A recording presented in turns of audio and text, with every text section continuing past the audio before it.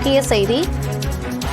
சவுக்கு சங்கர் வழக்கு வேறு அமர்விற்கு மாற்ற தலைமை நீதிபதிக்கு உத்தரவு பிறப்பிக்கப்பட்டுள்ளது. தற்போது கிடைத்திருக்கும் முக்கிய செய்தியாக நாம் பார்த்து வருகிறோம். குண்டர் சட்டத்தில் சவுக்கு சங்கர் அடைக்கப்பட்டதை எதிர்த்த வழக்கு நீதிபதிகள் ரமேஷ், சுந்தர் மோகன் இந்த அமர்விலிருந்து விலகியுள்ளனர். இந்த அமர்வை வேறு நீதிபதிகளுக்கு மாற்ற உத்தரவு தற்போது பிறப்பிக்கப்பட்டுள்ளது. இது குறித்த கூடுதல் விவரங்களோடு இணைகிறார் நமது செய்தியாளர் மதன். வணக்கம் மதன், விவரங்களை பதிவு பண்ணலாம். பெண் போலீசாரை அவதூறாக பேசியதாக யூடியூபர் சவுக்கு சங்கர் ஏற்கனவே குண்டர் தடுப்பு சட்டத்தில் கைது செய்யப்பட்டுள்ளார். தற்போது புழல் சிறையில் அடைக்கப்பட்டுள்ள இந்த ஒரு கைதை, அதாவது குண்டர் சட்டத்தை ரத்து செய்ய கோரி ஏற்கனவே அவருடைய தாய் கமலா சென்னை உயர்நீதிமன்றத்தில் ஒரு ஆட்கொணர்வு வழக்கு தொடர்ந்தார்.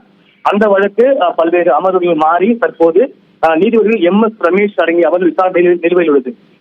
இதனிடையே இடைப்பட்ட காலத்தில் ஏற்கனவே இது தொடர்பாக உச்சநீதிமன்றத்திலும் ஒரு வழக்கு தொடரப்பட்டது. அந்த வழக்கை விசாரித்த உச்சநீதிமன்றம் சவுக்கு சங்கருக்கு ஒரு இடைக்கால ஜாமீன் வழங்கியது. அது மட்டும் இல்லாமல் உயர்நீதிமன்றத்தில் நிலுவையில் உள்ள இன்னொரு வழக்கை விரைந்து விசாரிக்க வேண்டும் என்றும் ஒரு உத்தரவு பிறப்பித்தது.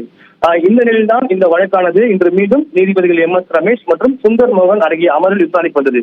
அப்போது நீதிபதிகளை பொறுத்த வரைக்கும் ஏற்கனவே இந்த ஒரு ஆட்கொணர் வழக்கை இந்த அமர்வு தான் விசாரித்தது.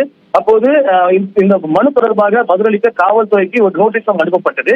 அதனை எதிர்த்து உச்சநீதிமன்றத்தில் சவுக்கு சங்கருடைய தாயார் ஒரு வழக்கு தொடர்ந்தார்கள். அந்த வழக்கை விசாரித்த உச்சநீதிமன்றம் தற்போது உயர்நீதிமன்றத்தில் இந்த நிலுவையில் உள்ள இந்த வழக்கை விசாரிக்கும் இந்த அமர்வு குறித்து பல்வேறு கருத்துக்கள் தெரிவித்துள்ளது.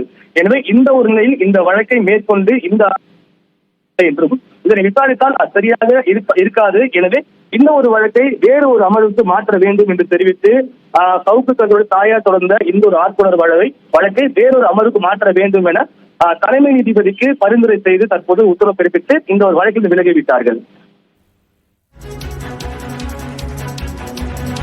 விவரங்களுக்கு நன்றி மதன்.